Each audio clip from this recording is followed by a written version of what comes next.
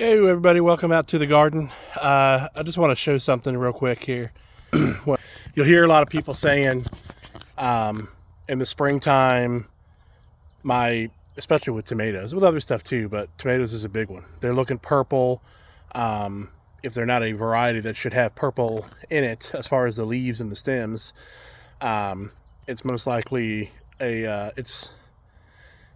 it's a nutrient deficiency, but it's most likely not a nutrient deficiency in the soil.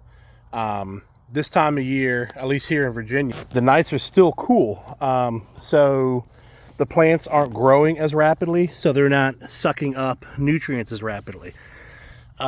This one here, if you look at it, it shows up a little bit. See, the leaves are a little bit lighter green, and you can see some purple here in the stems and in these veins. This tomato should not look like that. If you're looking at it, you'd say, oh damn, I need to throw some fertilizer, some potassium or nitrogen or something to it.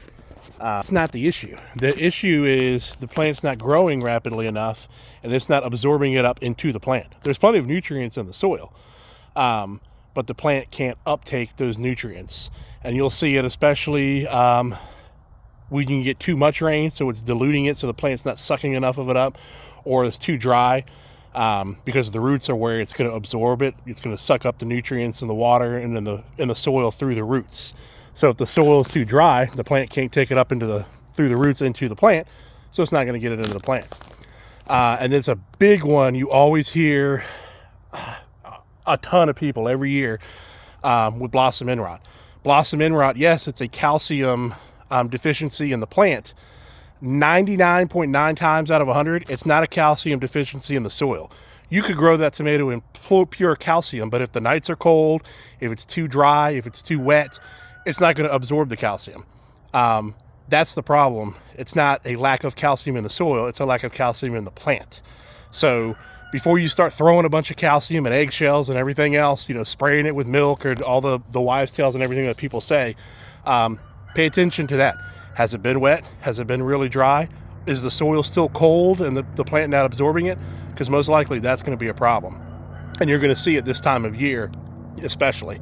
Once the tomatoes start setting fruit, you get these hot or dry, cold, wet, whatever days and stuff. It's not going to suck up the calcium. You're going to see it in the tomatoes themselves with the blossom end rot. So just something to think of. It's not always a lack of elements in the soil. It might necessarily be a plant issue as far as too hot, too cold, too wet, too dry, that stuff like that.